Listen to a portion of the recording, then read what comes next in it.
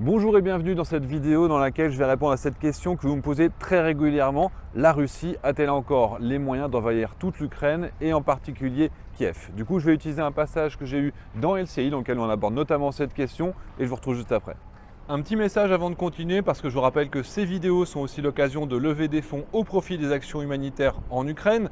Donc la vidéo est sponsorisée et la totalité des revenus sont reversés à des œuvres caritatives, déjà 35 000 € qui ont pu être collectés grâce à vos visionnages, grâce à votre nombre depuis le début. Et le sponsor aujourd'hui, il s'appelle Backgammon, Lord of the Board Game.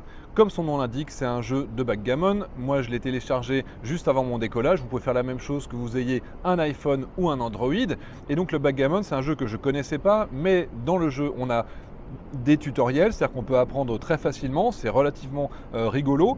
C'est très stratégique parce qu'en réalité, on est face à un opposant. Donc par exemple, sur ce terrain, moi je suis en bas à droite, je dois ramener tous mes jetons dans mon carré. Et de la même manière, mon opposant, il est en noir, lui, il doit ramener tous ses jetons dans son carré à lui qui est en haut à droite. Sauf qu'on bouge chacun notre tour en lançant les dés. On peut créer des pièges, c'est-à-dire que par exemple ici, moi j'ai créé un barrage qui fait que les jetons de mon opposant en bas à droite, ils sont coincés, ils ne peuvent plus passer par-dessus ce barrage. De la même manière, on peut aussi se retrouver et sauter sur les pions, sur les jetons de l'adversaire. À ce moment-là, ils doivent recommencer depuis le début. Donc c'est vraiment quelque chose de stratégique, c'est très prenant. Là, par exemple, moi, sur cette partie, j'ai fini. Mon opposant avait encore 8 jetons à placer. Donc, c'est un petit challenge pour vous. Est-ce que vous arriverez à faire mieux? Ça m'amuserait de savoir. Mettez des commentaires pour savoir si vous êtes plus rapide que moi. À la troisième partie, j'avais réussi à faire ces petits scores-là. Il y a également un élément sympa dans cette application, c'est qu'on peut jouer avec des gens de toutes les nationalités. Moi, je trouve ça vraiment rigolo dans les environnements internationaux. En tout cas, de votre côté, vous pouvez télécharger l'application en suivant le lien qui est en description de cette vidéo et également en commentaire. Et en plus, vous recevrez 500 pièces qui vous permettra de jouer encore plus rapidement et de gagner et de passer les niveaux plus rapidement. Allez, on retourne à l'Ukraine. Il y a aussi cette information qu'on nous remonte du terrain et dont on voulait vous faire partie ce soir. Une petite musique qui se fait entendre à Kiev. On craint de plus en plus une attaque russe sur place. Précision de Marie-Aline Mélier, envoyée spéciale d'LCI à Kiev, donc avec Eric Josset. Ce qui est sûr, c'est que plusieurs éléments attestent de la fébrilité des autorités ici à Kiev. Depuis une semaine, les sirènes d'alerte retentissent tous les jours, voire plusieurs fois par jour, ce qui n'était pas arrivé depuis très longtemps. Et aujourd'hui, des exercices de mise en situation en cas de bombardement ont été organisés dans les couloirs du métro pour montrer aux habitants comment réagir en cas de raid aérien. Comment faire si vous êtes blessé ou si votre voisin est blessé, comment faire un garrot en urgence, ou se cacher dans le métro, chez vous ou au travail. Il y avait des secouristes, des psychologues, mais aussi des démineurs qui ont montré aux habitants comment identifier des grenades, des engins explosifs qui peuvent parfois ressembler à des jouets.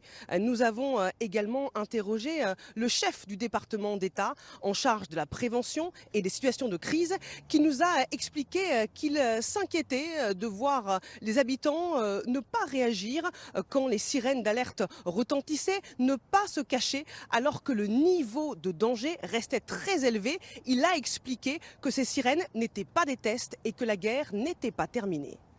Xavier Titalman, une question très simple. Est-ce que cette inquiétude de la part des habitants de Kiev, elle est légitime? Vu ce qu'ils ont vécu par le passé, évidemment, toute crainte est légitime. Est-ce qu'elle est Maintenant, fondée, en tout cas? sur le point militaire, il est totalement impensable que les Russes retentent une deuxième tentative sur Kiev. Néanmoins, le fait de laisser cette crainte impose aux Ukrainiens d'éparpiller leur armée un petit peu partout. Donc ils continuent à bombarder Odessa, ils continuent à bombarder depuis la Biélorussie, depuis Kharkiv, autour de Kiev. Ça impose aux Ukrainiens de mettre des dizaines et des centaines de milliers de soldats qui ne sont pas utiles en première ligne, là où ça se battrait réellement. Donc c'est aussi une manœuvre de la part des Russes pour forcer les Ukrainiens à ne pas se battre correctement en mettant tous leurs moyens au même endroit. Sergueï. D'ailleurs, ils ont le moyen d'attaquer n'importe où, parce qu'en fait, quand ils font les frappes comme ça, ils les frappent avec les missiles à moyenne portée, qui peuvent être frappés n'importe où, à Lviv, enfin de l'autre côté de l'Ukraine. Et le principe, c'est effectivement, c'est de harceler l'armée ukrainienne, de l'obliger à la fixer aussi dans les endroits où, en principe, on a moins besoin d'elle. Et donc, du coup, ça affaiblit le front. En revanche, il y a encore quelque chose que je voulais dire. Oui, par rapport à la vie normale. Vous savez, vous sembliez étonné en disant que les gens, en fait, veulent vivre une vie normale. C'est normal après 6 mois. Mais c'est absolument normal. Quand la guerre est longue. En fait, l'état d'alerte, c'est quelque chose qui ne peut pas être durable. Et d'ailleurs, c'est quelque chose qui est complètement faux, même en France, quand il y a eu l'alerte antiterroriste en France pendant des mois et des mois. Et n'importe quel spécialiste vous dit que l'état d'alerte, c'est 2 jours, 3 jours, 1 semaine maximum. Au bout d'une semaine, on oublie. On oublie parce que vous ne pouvez pas mobiliser votre énergie psychique parce que sinon vous vous détruisez en fait. Ouais. Et donc notre résistance psychologique et notre résistance humaine est contre ces alertes et contre la guerre. Et donc du coup, même pendant la guerre, vie reprend. La vie reprend. La vie reprenait même dans les camps de concentration. Ouais. Est-ce que les Russes, n'ont pas forcément ont envie plutôt d'entretenir cette guerre psychologique? Il y a une pause opérationnelle, il ne s'est pas passé grand-chose. Est-ce que ce n'est pas une façon aussi d'entretenir tout ça? C'est ce qu'ils ont fait aussi, pareil, en Syrie ou ailleurs. Il faut imaginer que s'ils arrivent à faire fuir plus de population, moins il y aura d'occupants, plus ce sera facile derrière à gérer dans l'hypothèse où ils arriveraient à envahir ces zones. Après, les Ukrainiens, on les comprend aussi très bien. C'est que maintenant, il y a des systèmes de défense aérienne qui sont de plus en plus efficaces. Il y a quasiment la moitié des missiles russes qui sont maintenant interceptés. Donc maintenant, quand il y a une alarme, finalement, la moitié du temps, ça tape plus derrière. Malheureusement, les Russes utilisent des systèmes qui, pour certains, passent encore, notamment les missiles Kh-22, qui sont une technologie des années 50, qui comportent 1 tonne d'explosifs, qui ont une précision qui est très faible, puisque seulement la moitié des missiles tombent à moins de 600 mètres de leur objectif. C'est des missiles anti-navires qui sont utilisés en anti-sol. Ça marche pas du tout. Et le problème, c'est que du coup, parfois, ça tombe pas du tout là où c'est visé. On l'a vu. En plus, les Russes ont une particularité, c'est qu'ils visent de jour les universités, les centres commerciaux, les lieux de vie, et de nuit, ils tapent sur les habitations. Donc on voit bien qu'ils visent quand même volontairement la population civile. La volonté de faire fuir ces gens-là, puisque moins il y aura d'Ukrainiens en Ukraine, plus ce sera facile à envahir. Et Kiev, c'est bien sûr un symbole, puisque c'est la capitale. Est-ce qu'on pourrait imaginer, malgré tout, que ce soit toujours un peu dans la tête de la Russie d'arriver à faire quelque chose sur place dans une échelle plutôt courte, à court terme? Court terme, non. Dans l'imaginaire de Poutine, on peut tout imaginer. Il peut même imaginer aller jusqu'à Paris. Mais bon, il y a l'imagination, il y a la réalité. Au début de la guerre, son objectif était clairement de prendre Kiev. Il a même dit, voilà, et je veux me débarrasser de Zelensky. Les généraux russes qui sont partis en Ukraine au début de la guerre avaient dans leur sac à dos les uniformes de parade militaire pour la parade victorieuse qui aurait lieu à Kiev 3 jours après. Ça ne s'est pas passé comme ça. Il paraît que même ils ont réservé un restaurant dans Kiev pour 50 personnes pour fêter ça. Donc, non, mais est-ce que Poutine a cet objectif? Je rappelle ce que j'ai déjà raconté sur ce plateau, qu'il y a les passeports russes qui sont émis à Kherson. Pour les personnes ukrainiennes qui sont nées à Kiev, qui ont maintenant un passeport russe, dans leur passeport, c'est marqué lieu de naissance Kiev, Fédération de Russie. Ça dit beaucoup quand même. Mais dans le moyen terme, non. Personnellement, là, ils sont en train de peiner sur le terrain avec le Donbass et le Sud. Et il ne faut pas oublier que Kiev est quand même le centre de l'orthodoxie slave. Les monastères de Kiev sont les monastères vénérés de tous les Slaves orthodoxes. Les détruire serait détruire le patrimoine culturel que Poutine est en train de revendiquer dans cette guerre. Donc un bombardement massif de Kiev, tout est possible, mais ce n'est pas quelque chose que je verrais, en tout cas pas dans l'état actuel des choses. Un bombardement de la population civile de Kiev en évitant les sites religieux, pourquoi pas? Et ça, c'est un gros problème. On a parlé des Kh-22. C'est ceux qui ont été utilisés sur la ville de Kremenchuk, dont on se souviendra du centre commercial qui a explosé.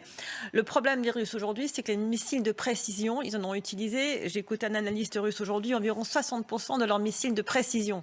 Donc, et pour les reconstruire, il faut des puces qui sont sourcées en Europe. Ils ne peuvent plus reconstruire leurs missiles de nouvelle génération. Et les missiles de l'époque soviétique qui restent sont très peu précis. Donc si un jour ils décident de prendre Kiev et ce sont ces missiles-là qu'ils utilisent, eh bien là, on peut s'attendre à tout. Alors vous n'y croyez pas à une attaque de Kiev? Et les Américains non plus, écoutez. La Russie a déjà largement raté ses objectifs en Ukraine, qui étaient de prendre la capitale de Kiev, de faire disparaître l'Ukraine en tant que pays, d'éliminer son identité ukrainienne et de l'intégrer à la Russie. Vous partagez cet avis, Sergueï? Non, pas du tout, parce que en fait le problème, c'est notre problème à nous, c'est qu'en fait on analyse Poutine comme une personne normale, comme une personne rationnelle, et en fait il n'est pas une personne rationnelle, parce que s'il était une personne rationnelle, il n'aurait jamais commencé cette guerre, parce que son armée n'était pas prête. C'est pour ça d'ailleurs qu'on s'est trompé. C'est pas que, par exemple, la DRM française ne s'est pas trompée sur les intentions des Russes. Ils disaient qu'ils sont pas prêts.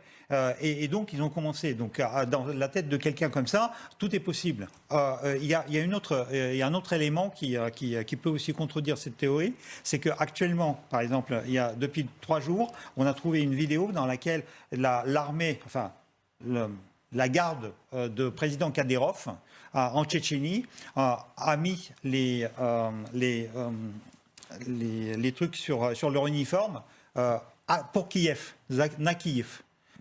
Et donc il y a cette vidéo qui circule. Donc lui, il entretient aussi, il pousse, et il y a certains généraux qui poussent aussi Poutine à bombarder quand même Kiev, parce qu'on peut quand même frapper avec les missiles de précision, parce que les Kinjal, ils en ont encore. Donc il y a encore des équipements qui possèdent et qui peuvent détruire, par exemple, le palais présidentiel ou le ministère de la Défense, ou le ministère de l'Intérieur ou le SBU à Kiev. Voilà. Donc et ça, c'est pas exclu du tout.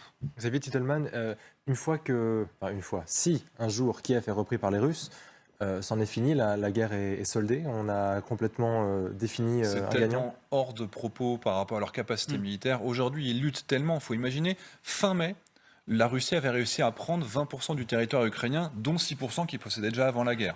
Ça a avancé très vite dans les premières semaines. Aujourd'hui, ils en sont à 20,4%. 1 mois et demi de souffrance en perdant encore des milliers de soldats, des centaines et des centaines de matériels dont on a les preuves visuellement jour après jour. Aujourd'hui, imaginez qu'ils aient les ressources pour mobiliser encore plus d'armées pour une bataille encore plus dure que ce qu'ils ont connu à Mariupol qui a duré 3 mois, avec en face une armée ukrainienne qui est enfin fournie par les matériels occidentaux. On leur fournit aujourd'hui ce qu'on leur a promis au mois de mars. Il fallait 3 mois de formation pour avoir ces HIMARS, donc c'est pour ça qu'on les a aujourd'hui. Les Ukrainiens sont sur une phase ascendante. Ils ont de plus en plus de soldats, ils ont du matériel de meilleure qualité aujourd'hui qu'au début de la guerre. Les Russes ont exactement leur trajectoire inverse. Ils ont de plus en plus de difficultés à remplacer leur matériel moderne, leurs missiles, leurs chars. Ils sortent des chars T-62, des chars qui datent d'il y a 60 ans. Donc c'est pas avec une armée russe plus faible qu'au début et une armée ukrainienne plus forte qu'au début qu'on peut imaginer que les Russes aujourd'hui partent à l'assaut massivement et prennent des centaines de kilomètres facilement. C'est des années. Et puis de toute façon, ça c'est ma théorie dès le début. Je ne sais pas si je vais me tromper ou pas, mais je ne crois pas. Les Russes peuvent éventuellement prendre des villes comme Kherson, comme je sais pas, Melitopol, etc. Ils vont jamais arriver à les contrôler. Parce qu'un pays, même qui est envoyé, imaginons qu'ils envahissent toute l'Ukraine.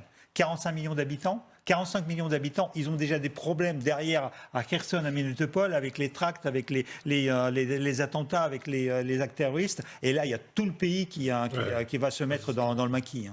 C'est la résistance, c'est ça, ouais. Ils ont dû tuer 20% de la population en Tchétchénie pour la maîtriser. Donc la solution, c'est les déportations, les massacres. Ils l'ont toujours pas maîtrisé, ils étaient obligés de l'acheter. Samantha. Pour répondre à votre question, si Kiev devait être reprise, est-ce que ce serait la fin? Non, ce ne serait pas la fin du tout. Ce serait exactement ce que Sergueï vient de décrire. Ce serait tout un pays qui sera mobilisé pour essayer de reprendre. Et je pense une grande aide occidentale. Parce que là, avec tout ce qui s'est passé, tout ce que les Occidentaux ont investi pour défendre l'Ukraine, j'imagine mal les gouvernements occidentaux regarder Kiev être prise et ne rien faire. Par contre, le danger, comme toujours dans ces guerres depuis le début, c'est que malgré le manque de moyens et d'hommes des Russes, ils ont encore des armes à leur portée et ce ne sont pas que les armes conventionnelles. Et encore une fois, est-ce qu'à un moment donné, Poutine ne va pas agir de façon irrationnelle et faire l'impensable. Gérald Grafenovic, votre avis là-dessus? Il y a 2 phases dans cette guerre. La première phase, c'était une guerre d'indépendance, pour l'indépendance de l'Ukraine. L'objectif principal, c'était bien évidemment la présidence et la personne de Zelensky, ennemi numéro 1 du Kremlin, ennemi numéro 2, sa femme Olena Zelenska et les enfants.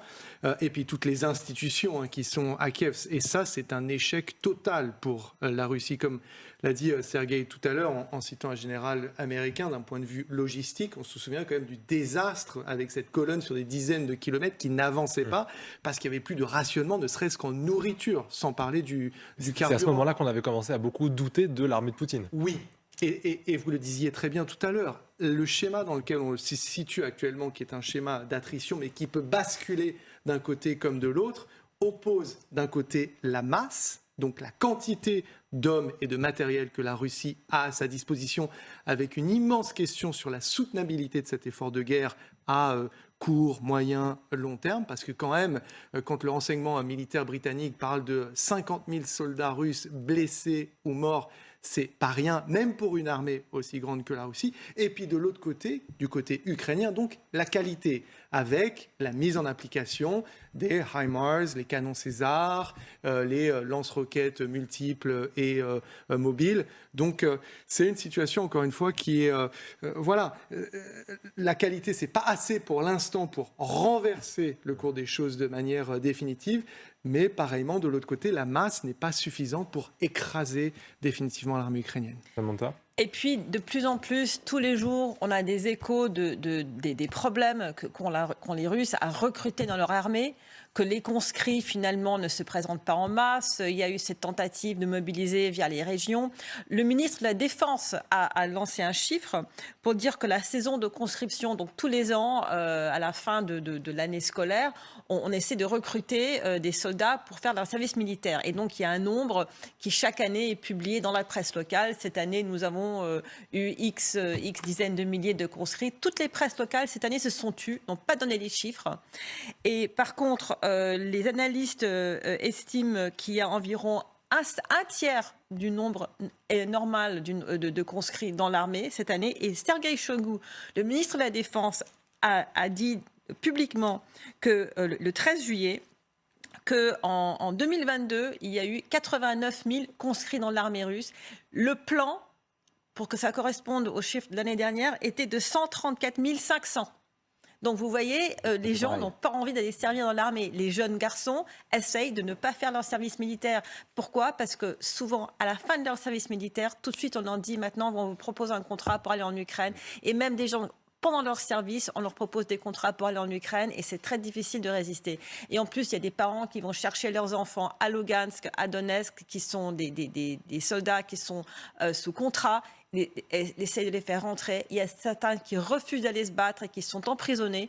Donc il y a vraiment une mouvance dans l'armée russe de ne pas vouloir aller se battre en Ukraine. On s'est interrogé tout à l'heure sur l'impact que pouvaient avoir les déclarations d'Emmanuel Macron en Afrique. Eh bien, en tout cas, là, vraisemblablement, il a été suivi. Alors, je vais vous lire ce que j'ai reçu sur mon téléphone. Ça va s'afficher à l'antenne. Des propos d'Anthony Blinken, qui est le secrétaire d'État américain. Il dit « Je pense qu'il est très important maintenant que nous voyions quel est le prochain plan de la Russie, l'annexion de plus de territoires ukrainiens, que les Russes, Lavrov, entendent de ma bouche au nom des États-Unis, que nous voyons ce qu'ils font, nous savons ce qu'ils font, et nous ne l'accepterons jamais, ça ne le sera jamais légitimé. Il y aura toujours des conséquences si c'est ce qu'ils font et si c'est ce qu'ils essayent de soutenir. » Est-ce que ça veut dire que là, on est en train de rentrer dans quelque chose de beaucoup plus dur dans les négociations ? Le ton est donné, hein, Samantha. Oui, le ton est donné. C'est un peu tard. Je pense que si, je rappellerai donc, en mois de décembre 2021, la Russie a envoyé des espèces de traités aux Américains et à l'OTAN dans lesquels ils voulaient entièrement reconfigurer l'espace de sécurité euro-atlantique. En soi, pourquoi pas, il y avait des choses qu'il fallait régler. Mais normalement, quand on écrit un traité, c'est après une négociation. Et la contrepartie, c'est que, une négociation a lieu parce qu'elle fait partie de la négociation. Et deux, le traité est rédigé ensemble. À ce moment-là, c'était absolument clair que Poutine n'avait aucune envie de faire des compromis avec l'Occident. Les analystes, moi-même en faisais partie, pensions que c'était une déclaration de guerre non seulement à l'Ukraine, mais à l'Occident. Et l'Occident a réagi avec mollesse. Il y a eu des pourparlers à Genève dans lesquels finalement rien ne s'est vraiment dit. Et Poutine ne comprend pas la faiblesse. Il comprend la force. Et pour moi, c'est une très bonne nouvelle de voir Blinken et Macron utiliser des langages extrêmement fermes vis-à-vis de Poutine, parce que peut-être que grâce à ça, on arrivera finalement à avancer. Sergueï. Vous savez, Avancer comment d'ailleurs? Avancer via le dialogue ou avancer via la force? Le rapport de force, il y a un dialogue. Les deux. Ça veut dire qu'en fait, ils ont compris que Poutine n'aura le dialogue qu'avec celui qui est plus fort que lui. Et d'ailleurs, c'est assez marrant parce que Blinken intervient 48 heures après les fameuses déclarations de Donald Trump. Et à la limite, c'est peut-être Donald Trump qui l'a poussé en fait à prendre cette position-là. C'est d'abord que d'influence de Trump. Mais du coup, la transformation de tout ça, c'est aussi un passage à l'acte du côté militaire, puisqu'on avait, faut se souvenir quand même, cette progressivité. Au début, on va vous donner juste des missiles pour vous défendre, puis petit à petit, on va peut-être oser vous donner quelques chars, mais de loin, pas trop fort. Et maintenant, on leur donne des hélicoptères, des Mi-24, des MiG-29, des Sukhoi 25, des avions de chasse. On est en train de commencer à former des Ukrainiens sur des avions de chasse occidentaux. On dit c'est peut-être pour après la guerre, comme ça ils sauront se défendre, mais on les forme déjà maintenant en attendant. Donc tout ça aussi, c'est une volonté de dire... D'avions américains, de F-16, de A-10, Ah bon, mais ça occidentaux en tout cas. Donc il y aura cette formation. Ça veut dire que cette capacité de passer sur quelque chose de plus lourd, de plus massif, c'est pas simplement du blabla. C'est que derrière, on annonce si les Russes veulent envahir et en prendre plus de territoire, ça va passer aussi par les armes. On ne laissera pas faire.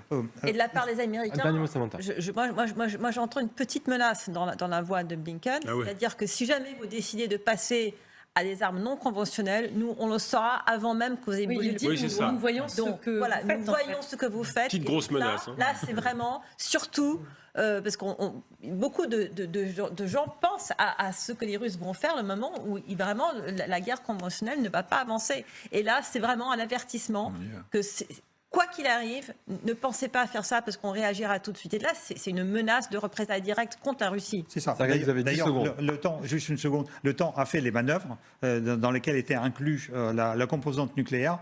Et la Pologne a signé actuellement des énormes avancées dans la défense avec la Corée du Sud pour l'armement de Corée du Sud. Je ne sais pas combien, 1 milliard ou 2 milliards de contrats pour les 10 prochaines années.